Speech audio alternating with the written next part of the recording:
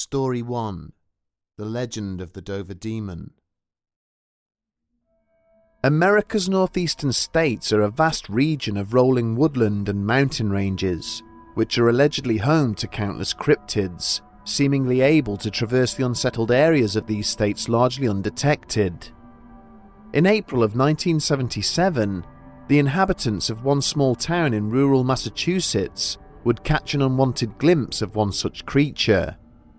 Join us as we investigate the legend of the Dover Demon.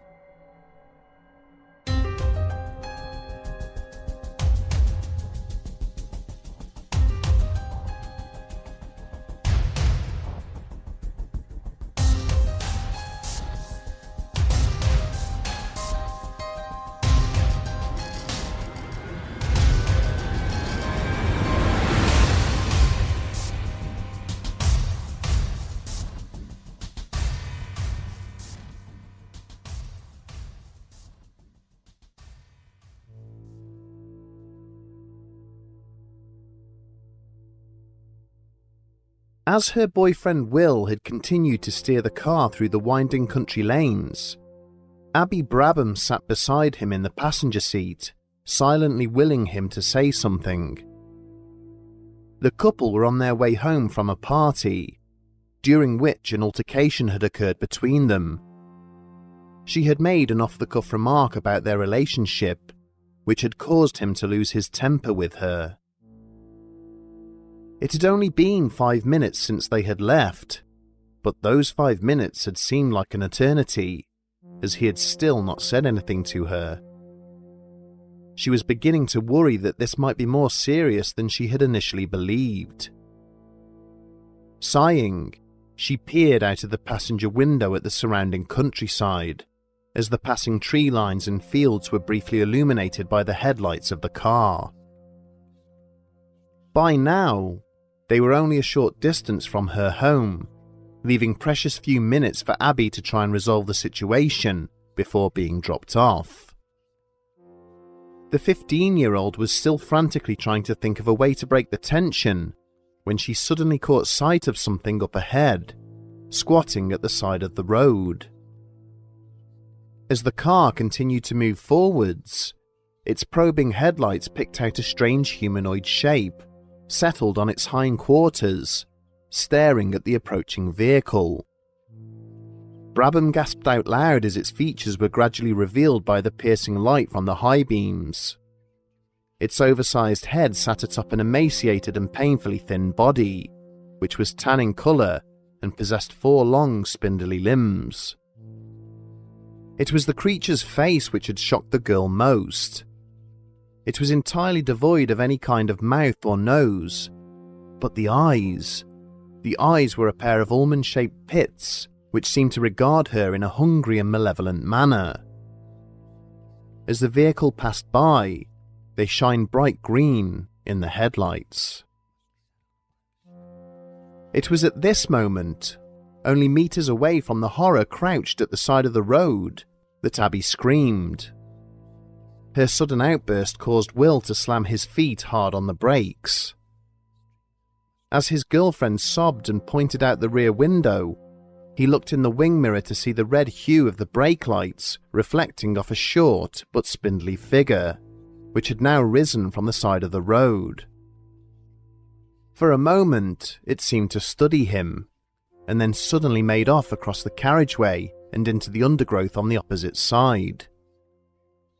In the days that followed, it would soon become clear that the young couple were not the only residents of the town to have had such an encounter, or to have been disturbed by this mysterious intruder's otherworldly appearance. Situated on the banks of the Charles River, roughly 15 miles to the southwest of Boston, the small town of Dover had historically led a quiet and unassuming existence. As one might expect, having produced few notable personalities and holding a large catalogue of local historical documents at its repository, the town had made little impact on the national scene. That was until the Easter of 1977, when a string of local teens reported haunting encounters with a strange and unnatural figure, which appeared to be stalking the fields and farmlands bordering the town. These incidents would turn out to be so traumatizing that great efforts were made to document them at the time they occurred, meaning a vivid and lasting profile of the entity was compiled. One which has endured decades of re-examination and investigation, cementing both the creature and the site of its appearance firmly in the history books. The first documented encounter with this unusual entity took place on the evening of April the 21st, as 3 teenagers were driving home across town. The Volkswagen in which they were travelling was driven by its owner, Bill Bartlett, who was giving his 2 friends Mike Mazzocca and Andy Brody a lift to their respective homes. The trio had been travelling northwards along Farm Street, when Bartlett caught sight of something straddling a low-lying stone wall, which was situated not far from the left-hand side of the road.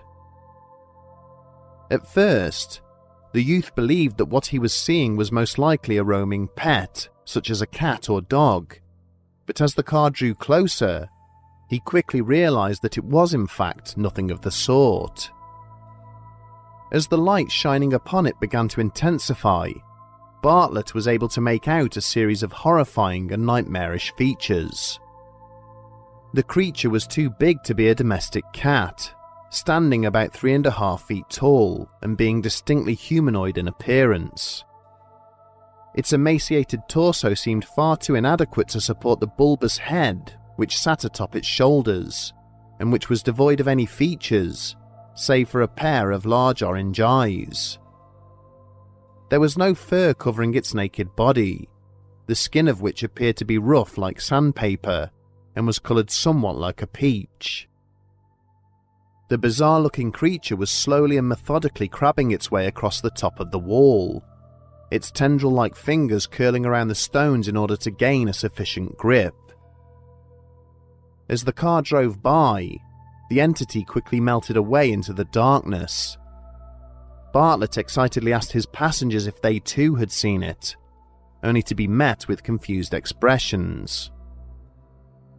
Immediately upon his return home from having dropped off his friends, the youth quickly told his father what had taken place, and then drew a detailed picture of what he had seen. Little did he know it at the time, that this would not be the only sketch of the creature composed that evening. Several hours later, on the other side of the town and at the southern end of Miller Hill Road, 15-year-old John Baxter had also been making his way home. He had just spent several hours at his girlfriend's house and was conscious that he would most likely be in trouble upon his return due to the lateness of the hour. As he hurried through the empty streets towards his destination, the youth caught sight of another pedestrian walking towards him from the opposite direction. Initially believing his fellow traveller to be a younger child due to its short stature, Baxter had slowed his pace to investigate, only for the figure opposite to immediately follow suit. With the skies above being overcast and the person ahead of him being stood just outside the illuminating hue of a nearby streetlight, Baxter could make out very little detail. Whoever it was remained completely still and seemed to regard him. Then, in an instant, the figure had turned and scurried off to the left, disappearing into a wooded gully which happened to run alongside the road. Breaking into a sprint, Baxter gave chase, hearing the sounds of rustling leaves and snapping twigs up ahead as he began to gain ground. Seconds later, the boy found himself standing at the bottom of the gully, quite alone. Or so he thought. Quietly surveying his surroundings, he noticed an unnatural shape, standing on top of a large rock off to the side of a tree, about 30 meters away. In that moment, a shaft of moonlight peered out from beyond the cloud cover, providing just enough luminosity to make out the details of what lurked before him. In the dim light, John Baxter saw something unlike anything he had ever seen before. It was a bizarre-looking creature with a pale, simian-like body, possessing a painfully thin neck, which seemed to be struggling to support its grossly oversized head. The face staring back at him across the short distance was completely blank and devoid of any features, save for 2 dark patches where the eyes should have been. Now terrified that this creature may have lured him away from the town in order to attack him, Baxter turned and ran as fast as he could, finally emerging onto the main road. A few minutes later, a passing car had slowed down to investigate. It was driven by a young couple, who were sufficiently concerned by the boy's emotional state to offer him a lift home.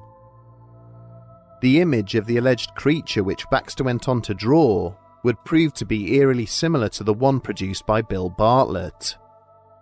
The same can be said of a third image, which would go on to be drawn as a result of Abby Brabham's encounter the following evening. The various sketches and interpretations of the creature, which would in time become known as the Dover Demon, are perhaps the most significant reason this strange series of sightings remains such an enduring mystery. Some commentators have highlighted what they believe to be similarities between the being's featureless face and wide-eyed stare, and witnessed testimony of traditional grey extraterrestrials. But the absence of an accompanying spacecraft or similar technology during the Dover encounters would seem to contradict this theory. The fact that the entity made no effort to approach or communicate with any of the witnesses, instead choosing to evade them on every occasion, has led many to suggest that it may have been some form of cryptid. Massachusetts possesses many areas of rugged and inaccessible terrain, largely untouched by human beings. It is perhaps little surprise, then, that the state has played host to a high percentage of cryptid encounters. These include reported sightings of Sasquatches, the giant-winged thunderbird, and the enigmatic pukwudgies, dwarf-like hominids which were first referenced in the stories of Native Americans. Anthropologists who have studied the case have pointed out that all 3 of the Dover Demon encounters took place in close proximity to local water sources. This suggests that whatever the creature may have been, it is possible that it was attempting to remain close to its natural habitat. In the aftermath of the incidents, a local resident named Mark Senott would later come forward, providing details of an even older encounter with the creature. He would describe an incident in which he had been driving through the town one evening during the summer of 1972, when he had been startled by something which had run across the road in front of him. This unknown creature was notably short in stature and was running upright on 2 legs, possessing a pair of brightly illuminated eyes. After Senott had brought his car to a stop, he had watched the running figure reach the nearby woods, where it had then disappeared from sight at the edge of a large pond, which was situated there. It has been highlighted that all the sightings took place during the hours of darkness, and when plotted on a map, they appear to track in a straight line which passes directly through or across the local area. This raises the argument that whatever the witnesses observed may have been migrating or travelling in a set direction, as if the town itself may not have been of any interest or consequence to the entity. As is common with sightings of unknown creatures or alleged monsters, rational explanations for what has been seen are numerous. There have been suggestions that the creature observed by the teenagers may have been an orphan moose cub, in possession of a very pale pelt of fur. These animals have very long and spindly legs, and it has been proposed that in poor light conditions, their gait could be mistaken for a taller creature walking or running with its upper torso bent forwards. However, Dover does not lie anywhere near any regional moose habitats. To counter this somewhat inconvenient fact, similar hypotheses have been put forward. Some suggest that the Dover Demon could have been an albino calf, or some other animal which had escaped from a local collection, such as an exotic ape or monkey, or even a disfigured forest animal. And yet a simple glance at the creature depicted in the drawings by the teenagers at the time of the encounters suggests that what they saw could not have been any known species. There are simply too many commonalities in these sketches of something which did not resemble or even move like anything they had ever seen before. Is it possible that the children were the victims of some elaborate hoax, or that they were instead the perpetrators of one? In the half-century since the incident, there have been no further sightings of the creature in the town, or indeed anything which resembles what they saw. That said, creatures of a similar description have been seen elsewhere across the globe. In 1996, for instance, Brazilian authorities were reported to have captured a being in Virginia, which closely resembled the one seen in Massachusetts in 1977. As it stands, without any evidence to back up the testimonies of those involved, and without a convincing enough argument to logically explain what they saw, the events of that fateful weekend in Dover remain one of America's most intriguing mysteries.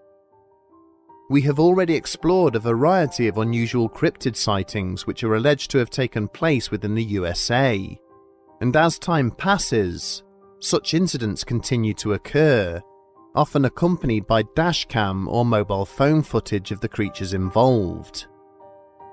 It is possible that at some future time, the evidence needed to verify the existence of the Dover demon may yet surface, and in doing so, answer the questions which remain about what took place in this sleepy and unassuming northeastern community.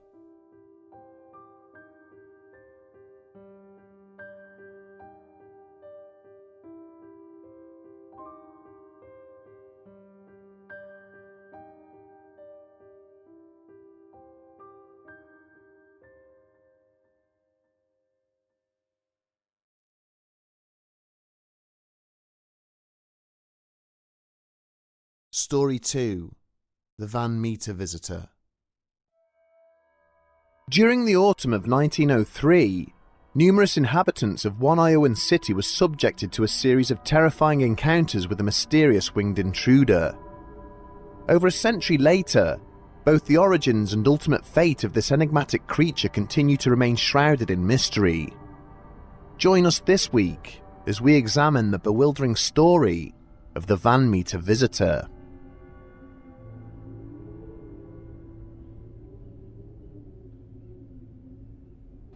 Pulling his coat a little tighter to his chest in an effort to stave off the paralysing effects of the cold night air, U.G. Griffith found himself wondering just how late the hour truly was.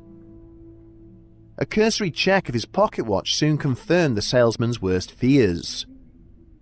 It was already gone 1 o'clock in the morning, far later than he had promised his wife, who would be returning from his rounds.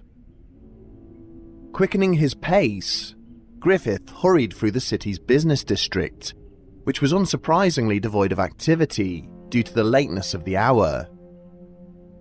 Yet even without having to negotiate obstacles such as other pedestrians or traffic, the door to his abode still remained a frustrating 10-minute hike away. The businessman had managed to make it halfway along Main Street when something had brought him to an abrupt halt. There, atop the roof of the nearby Mather and Greg's building, someone had placed an open lantern which was burning brightly, its light spilling onto the street below. Taking into account the time, and believing that no honourable man should have any business on a rooftop at such an hour, Griffith was more than a little perturbed by the sight.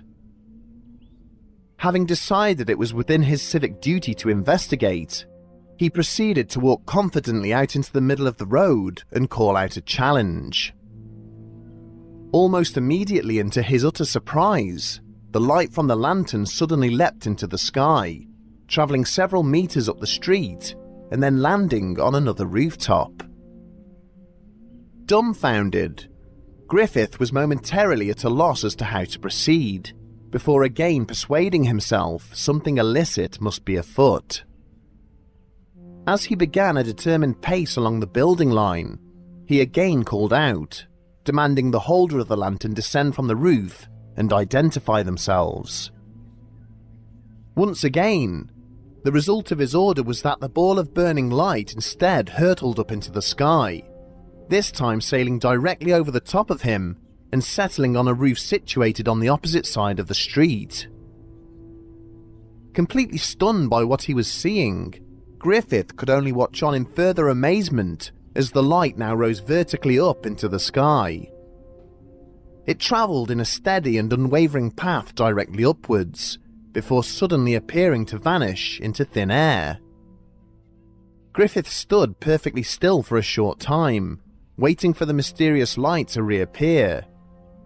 When it did not, he slowly shook his head in wonder, before continuing on his way. Resolving to speak with the owners of the buildings he had seen the light on the following morning, he again quickened his pace, eager to make up for the time he had just lost. U.G. Griffith was a prominent and popular member of the community in the city of Van Meter, and so on the morning of September the 30th, 1903, when he began to talk about his experiences, people naturally stopped and listened. As a result of Griffith's claims, the roofs and upper levels of the buildings in question were checked for any potential trace of a prowler, but there was nothing to be found. Whilst the day wore on, the businessman's story began to spread throughout the city, naturally resulting in a palpable increase in community tension. It was of little surprise then that just after midnight the following evening, some of the town's inhabitants were feeling particularly nervous about who or what it was that one of their number had allegedly encountered. Amongst this group was a local physician named Dr. Alcott. He had been lying on a cot in his back office, struggling to get off to sleep, when a bright and unnatural light had unexpectedly shone into the room through the window. Convinced this must be the same prowler that Griffith had sighted the previous evening, clearly now looking to force entry, Alcott pulled his pistol from his desk drawer and ran downstairs. But what he saw when he exited the building would end up haunting him for the rest of his days. Clinging to the wall immediately outside his office window was a monster right from the depths of hell. It was largely humanoid in shape, possessing a huge wingspan, and with what appeared to be a long beak protruding from its face. The lengthy talons which the creature possessed at the termination of each wing were unlike any known species of bird, and seemed as unnatural as the blunt horn that jutted from the centre of its forehead. Alcott could see that it was this bizarre extension that was somehow projecting the unearthly light in through his window, and was like nothing he had ever seen before. With a cry of terror, the doctor raised his pistol and fired, at which point the creature looked down at him, inadvertently blinding him with the light that was pouring forth from its horn. In desperation, Alcott fired his weapon a further 4 times, at which point the entity gave a piercing shriek and then flew off quickly into the night. The following morning, the authorities found several spent shell casings on the ground outside the doctor's office, as well as what appeared to be minor damage to the brickwork and wooden sill around the window. But there was no sign of blood, or that the bullets which had been fired had in any way adversely affected the strange intruder.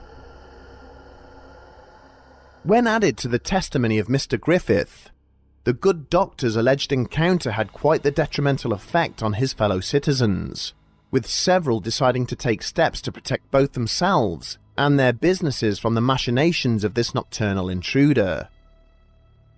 As darkness once again fell upon the city, a lone figure sat holed up inside the city bank. Clarence Dunn was employed as a teller at the premises, and had decided to spend the night on the bank floor with his shotgun, in the event that it turned out to be the next premises to be targeted. After a time, Dunn had dozed off, but was subsequently awoken by a bizarre gargling and rasping sound coming from just outside one of the nearby windows. Checking his watch and realizing that it was past 1 a.m, he reached for his weapon and then cautiously headed across the room towards the source of the noise.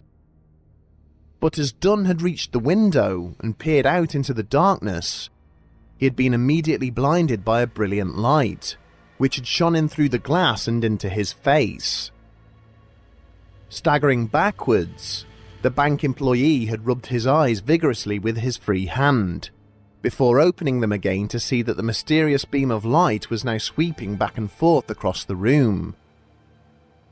As it had swiveled from right to left, seemingly searching the inside of the premises, Dunn had caught a glimpse of the nightmarish and demonic face behind it, complete with a pointed snout full of sharp teeth and a pair of soulless dead eyes.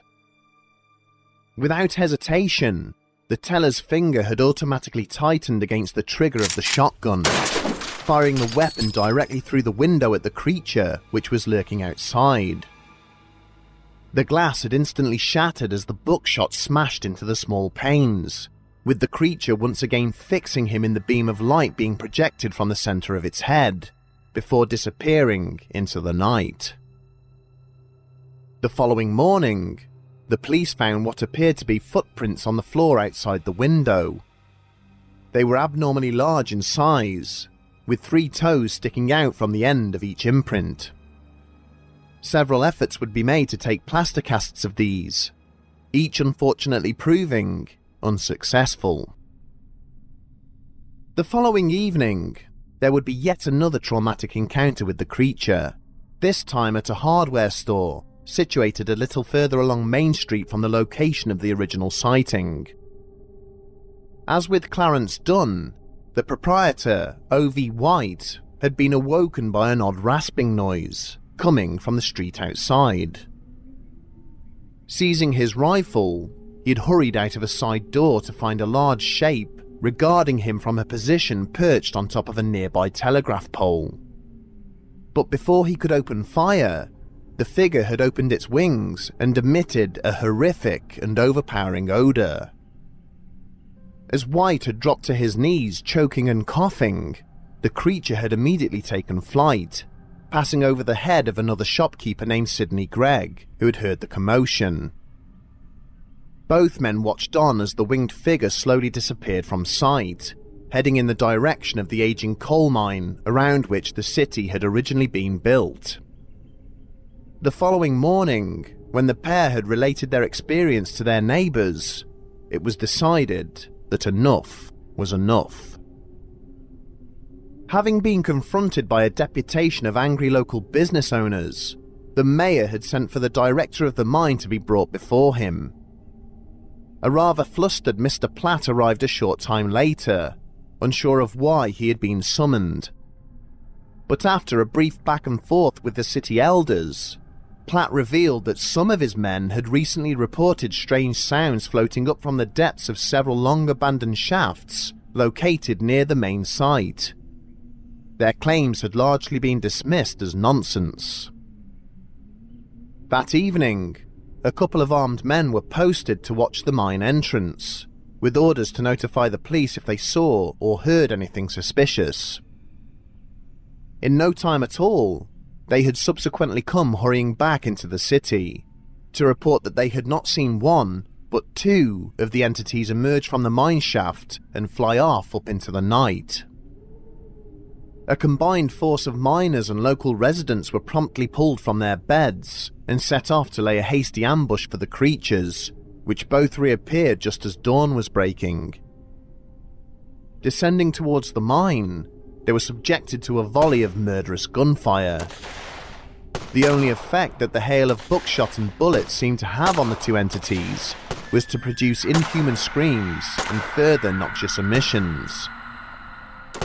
Despite numerous hits, neither creature seemed to sustain any form of injury, instead flying directly past the townsfolk and fleeing back into the abandoned mine works.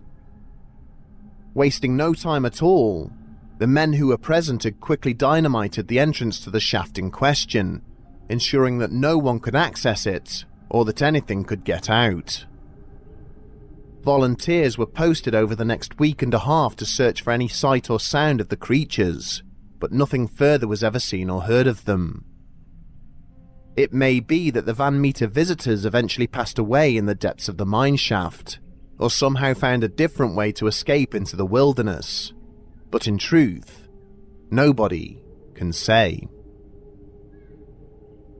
In the century that has passed since the people of Iowa fought off and drove away their mysterious winged trespasser, the story of the Van Meter visitor has grown into a global legend. The enigmatic creature now stands shoulder to shoulder with other notorious flying cryptids, such as the Mothman and the Lawndale Thunderbird. But at the time of the alleged sightings, the story was largely dismissed by commentators. Despite being described in great detail by a number of local newspapers, national distributors were highly skeptical that the incident had ever taken place, citing a notable lack of supporting evidence. But to the people of Van Meter, there is little doubt that this bizarre occurrence did indeed take place.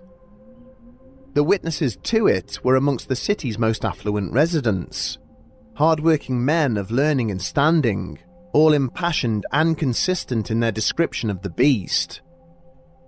And yet, over a century later, nothing even remotely resembling this fantastic creature has ever been encountered anywhere else on this earth. It seems the unnatural combination of a flying monster with the ability to project a beam of light from its body is almost too bizarre a phenomenon to replicate. Some who have investigated the matter have speculated that it may have been a prank executed by local youths, using flying lanterns backed up with animal calls, which were misinterpreted by an already frightened and intimidated populace. Others have gone further, claiming that the town was experiencing severe economic issues around the time of the incident. They believe that elements within the city council deliberately concocted the story in the hopes that national interest would bring tourism and investment to the community. The dawn of the 20th century was a fitful and worrying time for the American people. With the memory of the Civil War still lingering in the minds of the older generation, and indications that a confrontation of a similar scale was brewing in mainland Europe, tensions were high. A number of infamous hoaxes took place around the same time, such as in Cardiff, New York, where the skeleton of an alleged giant turned out to be a money-making scheme by a local grifter, and in the state of Texas, where a slew of reports describing dragons and flying lizards turned out to be simple trickery. Ultimately, the reason for the longevity of the story surrounding the Van Meter visitor is because of its truly unique elements. The description of the creature remains unique in cryptid lore, so outlandish and fantastic that it eclipses scientific argument and the lack of any physical evidence. Whether the creature did exist, or the people of the time merely willed it into existence, it continues to live on in some form to this day, like so many more of North America's shadowy and monstrous interlopers.